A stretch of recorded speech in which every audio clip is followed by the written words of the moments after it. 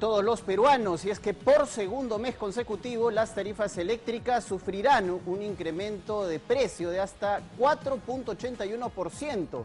La razón de esta nueva alza nos la explica Vanessa Donaire.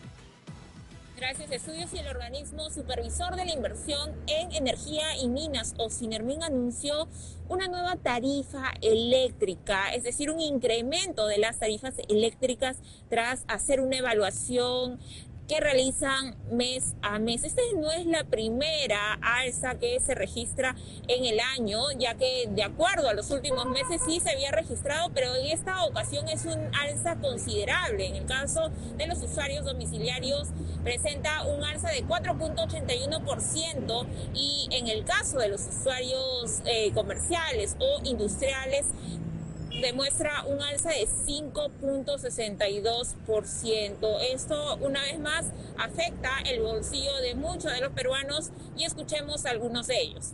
Yo creo que ya es un abuso, ¿no? Toda la familia estamos atravesando un problema económico y en esta situación la verdad es muy agravante para toda la familia. Sí, ha aumentado bastante, la verdad. Y a veces no consumimos el monto que sale en el recibo, pero igual nos incrementan bastante. Es demasiado porque últimamente estamos pasando por los precios bien elevados y la economía no alcanza. Y mucho más a varias personas que tenemos un sueldo básico, ¿no? Todo realmente está subiendo. En todo lo que nosotros prácticamente nos proyectamos mensualmente, tenemos un costo y como que no hay incremento de tus ingresos, pero sí hay incremento de tus egresos. Este incremento de las tarifas eléctricas corresponden a una variación del costo tanto de la transmisión como de la distribución del servicio eléctrico y también influye el tipo de cambio del dólar. Con esta información seguimos con ustedes.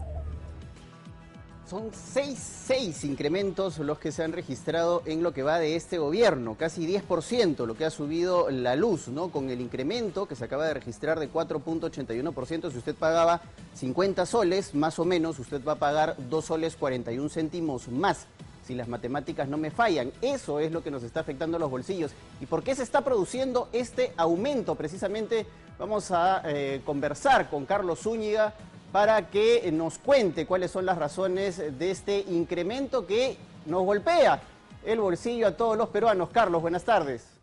¿Cómo estás, Paco? Gracias por la invitación. ¿Por qué está subiendo la energía eléctrica y por qué los peruanos tenemos que pagar prácticamente todos los meses más en nuestros recibos de luz? Estos incrementos responden a los ajustes que están previstos en la manera en la que funciona el establecimiento de los precios de la electricidad. Lamentablemente, estamos sometidos a dos fuerzas muy claras, las extranjeras, nosotros las exógenas, en el sentido de que varían los precios de los metales, incluyendo el cobre, que es el que se requiere para hacer el tendido de cables. Tienes el tema del precio del dólar, que varía a nivel externo, pero adicionalmente tienes el componente interno, que es la incertidumbre.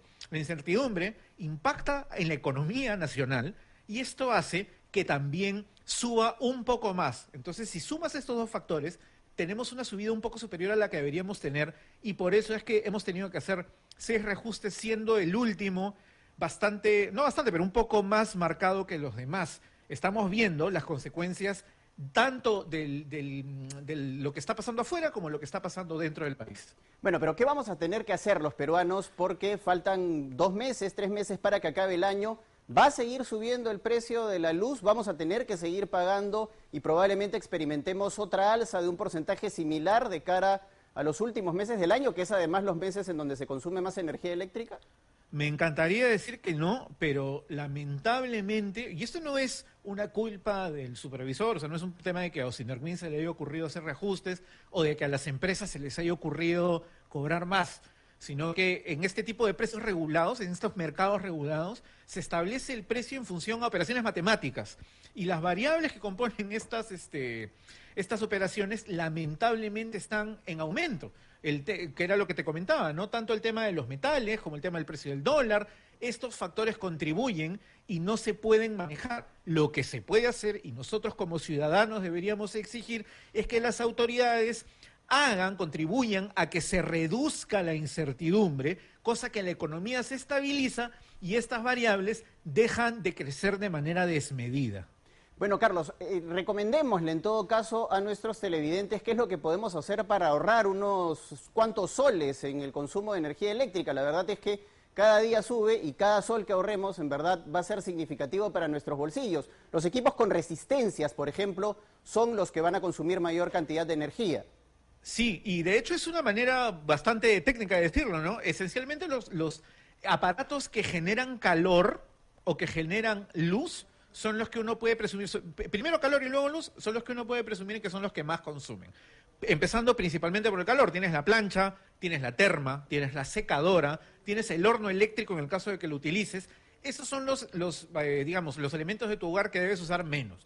Pero los que tienen luces piloto, los que permanecen conectados, consumiendo de manera pasiva corriente, también uno debería ir generando la práctica de desconectarlos. Y por ejemplo, a ver, estos famosos vampiros que se llaman, ¿no? También conocidos popularmente, ¿cuánto nos puede llegar a consumir el horno microondas, por ejemplo, que muchas veces dejamos conectado en la cocina para ver la hora? ¿Cuánto más puede aumentar en nuestra cuenta de luz ese tipo de artefactos eléctricos? De manera particular, este tipo de consumos son negligibles, o sea, digamos, no moverían la aguja. El asunto es la suma total. Claro, va sumando, cuando tú tienes, ¿no? Claro, tú tienes el microondas conectado y de repente, iba a decir VHS, pero ya esa es de otra promoción, pero tienes de repente el reproductor de Blu-ray, de repente tienes estos dispositivos que has ido comprando de Smart Home, que están conectados permanentemente al Wi-Fi.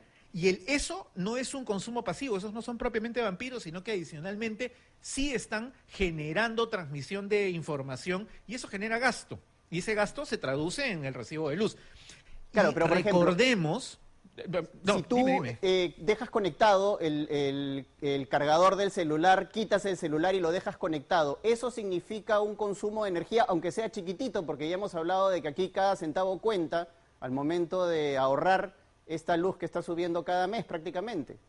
Sí, en general, no solamente los cargadores, sino los transformadores tienen un consumo pasivo alto. A veces a uno le han regalado este aparato, ¿no es cierto?, que le trajo la tía de Estados Unidos, que está para 110 voltios. Y entonces uno compra estos bloques de metal, esos uno tiene que desconectar, no pueden estar conectados a la corriente porque generan un gasto en la conversión de manera permanente. Uno tiene que evaluar, haga el ejercicio de irse zóquete a zóquete y enchufe a enchufe y mire qué cosas no está utilizando pero están conectadas y que visiblemente están gastando electricidad y no tienes necesidad de tener ahí. Si no tienes la necesidad, desconéctalo. Es la primera práctica. Ahora, por ejemplo, ahora que estamos haciendo casi todos o muchas personas teletrabajo y tenemos conectada la laptop a la pared casi todo el día, lo que podríamos hacer y un buen ejercicio para ahorrar dinero es cuando esté cargada la laptop, desconéctala, desconecta el enchufe, usa la batería, cuando se te vaya a acabar, vuelve a enchufarla. Eso tendrías que hacer, yo creo, un análisis un poco más de costo-beneficio, un poco más detallado, porque el ciclaje de la batería, ojo, genera un consumo en la batería que hace que se reduzca su tiempo de vida. Entonces, los dispositivos sí tienen una manera, sobre todo los más actuales, tienen maneras de poder gestionar el gasto de esa batería. Si tú simplemente conectas y desconectas, sobre todo las computadoras, ¿no? Los computadores y los celulares, lo que estás haciendo es potenciar ese desgaste y lo que te ahorras en la luz probablemente te lo vayas a cargar luego en el cambio del dispositivo. O sea que creo que los dispositivos inteligentes que utilizan batería son una excepción a la norma. Muchas gracias, Carlos. Ya lo sabe, hay que ahorrar la luz. Ya cualquier foco que usted no necesite en su casa, vaya pagando cuarto por cuarto para no gastar corriente. Sea responsable también con el medio ambiente. No abra cada rato la puerta de la refrigeradora. Trate de tener desconectado el horno microondas. No utilice los artefactos que que generan calor, porque es ahí. La secadora de pelo. Exacto, la secadora de pelo, no la plancha, el hornito para calentar el pan. Trate de simplemente no usarlos, usarlo lo menos posible. Y la terma, póngale un temporizador o en todo caso préndala una horita antes de bañarse para tener el agua caliente y luego apáguela o ponga algo para controlar el consumo de energía, porque el bolsillo nos va a seguir doliendo con estas alzas y con esta incertidumbre política que lamentablemente no contribuye a la tranquilidad de nuestra economía. Muchas gracias, Carlos Zúñiga, por haber estado con nosotros en 24 horas, último minuto. Vamos ahora.